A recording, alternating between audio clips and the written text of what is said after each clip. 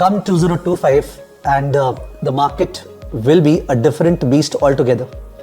This has been my general forecast throughout 2024, and now when we are towards the end of 2024, I want to be more precise and specific about the same. Now, before I elaborate, this video is intended for those who are interested in finance and especially markets when it is related to macroeconomics and geopolitics. तो जिनको ये topics interesting लगते हैं, they are the ones who should listen. Also, given the sophisticatedness of the audience, I will not elaborate on many stuff because elaboration unnecessarily drags the video, okay, and it wastes time. I will be mentioning stuff, drifting at the same, and intelligent people will be able to make out. So accordingly, given this introduction, you can take your decision whether to listen to this video further or not to listen. You know that I am not in the camp who say that listen to this video right till the end, okay, subscribe, like, nothing like that. If you feel like listen, you have to invest around 5-10 minutes quality time and then apply your own brains as to how much you agree or disagree with me. Now, 2024 has been a very quiet and a peaceful period. 2025 shall be totally different. This is my forecast. Now, when I say 2024 has been a quiet and peaceful period, somebody will catch me by the collar. Sir, there's a war going on, Russia-Ukraine, and then Israel-Iraq, and then the entire unrest in the Middle East. Despite all this, you are saying that there was peace in the global economy. See, when I look at this, I look at this from a prism of a market animal. If you look at the markets, whether global markets, the US market or the Indian markets, did the markets really go down phenomenally as a result of all this so-called violence going on? I have full humanity and concern towards the bloodshed that has been happening. So there is nothing as demeaning as what is happening over there. But right now we are talking in terms of market. The VIX level never went up. The markets are having a tremendous bull run, okay, especially in global economy.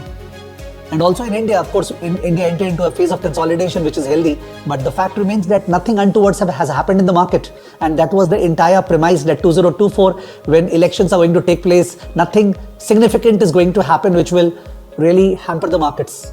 But I think 2025 is going to be a different beast altogether. Now, this primarily comes from Trumponomics. So you understand that his economics is about the fact that we should have trade wars. He believes in the mercantile system. That means if two countries are at trade, US and China, then one will win, the other will lose. It's not the Ricardo theory, and that theory is not working where both will gain. So Trump's trade policies are going to be inflationary. Trump's tariffs, okay, trade with tariffs are going to be inflationary. Trump's immigration policies are going to be inflationary. They're going to cause wage inflation. Trump's tax cuts are going to be inflationary because they will shoot up the fiscal deficit. Just because US has so much of muscle power, and so just because US dollar is the reserve currency, therefore it is able to enjoy the unimaginable freedom of running a very, very high fiscal deficit, even at record lows unemployment. This is like totally against economics. And this fiscal deficit is further going to go up as a result of whatever Trump has plans. We can talk about the Doge, okay, or the Doge department headed by his buddy. But the point is that economics works as economics. So there is going to be rampant inflation. If Trump says drill, baby, drill. The point is that if you make oil price go down like that, would the refining firms, as in the babies, would they be able to drill and earn profits? So I do not buy into that argument that oil prices can slip below $50 or $40 just because of drill, baby, drill. So also the fact that if you look at US arms and ammunition exports, the amount that they have earned through all these wars that has been happening, it's exorbitant. Matlab, how much have they earned?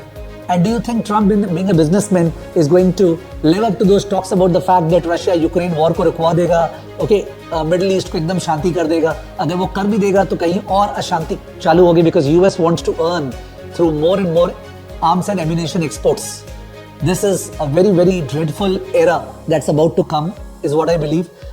In the sense that बचपन में we used to watch James Bond movies, and I don't remember which movie was it in which there were these businessmen types who used to create an artificial sun or satellite, and they used to really go after the world and become a god or a semi-god. Okay, you are I think better versed with which movies am I talking about. Doesn't it seem that all this is coming to reality with Musk at the center stage? Okay, and whatever is SpaceX doing, okay, things are much broader as compared to what meets the normal eye of a naive person. Okay, and people should understand. And when I speak about all this, obviously the listeners would feel that, sir, what about Indian markets? You haven't spoken about them. See, the fact is that I don't see fundamental problems in the Indian market, apart from the fact that obviously we are running at high valuations. So when there is a risk of environment, okay, when there will be tremendous tumultuous affair geopolitically, in that case, obviously there will be flight to safety, and emerging markets are considered to be risky. So Indian markets are going to offer a brilliant entry opportunity at cheaper levels to those who have the gunpowder, the dry gunpowder, and those who have the risk appetite and long-term horizon. They are going to get wonderful prices to enter into the most attractive sectors and stocks which they have not been able to enter. It's a question of who has that dry gunpowder and who will be able to maintain their nerves.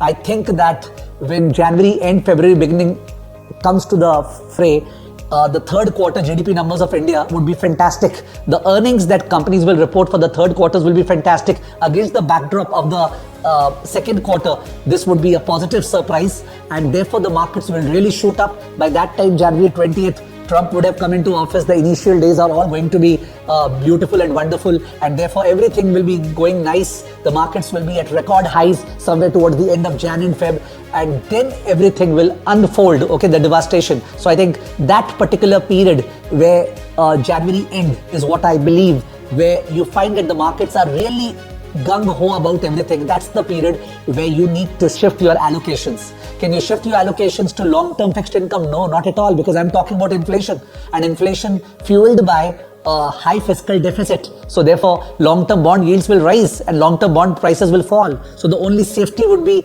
into the short-term GSEC paper, whether Indian paper or whatever paper you go into, short-term GSEC paper. You have to park your funds at that time after enjoying all the rise in the markets, and you have to perhaps also think about maybe going for some leaps, the long-term equity anticipation securities, those who have the guts and those who can suffer some time decay, okay, anticipating something to happen in the second quarter of 2025. So this is my brief forecast, and also I don't know why I'm not able to reason out. होता है ना, when we talk about black swan event, like मैंने जो Trumponomics बोला, वो तो obviously many people know about it. It's not something great which I've said, but something which is weird, which just happens to come into my mind, I don't know how, is about the collapse or a run on some major economy, maybe a European economy or maybe UK. Okay, I think there would be some run on some major European economy when we talk about the PIX economies or UK, and that will really be something which will break the financial markets and which will cause a tremendous fall, okay, globally into all risky assets.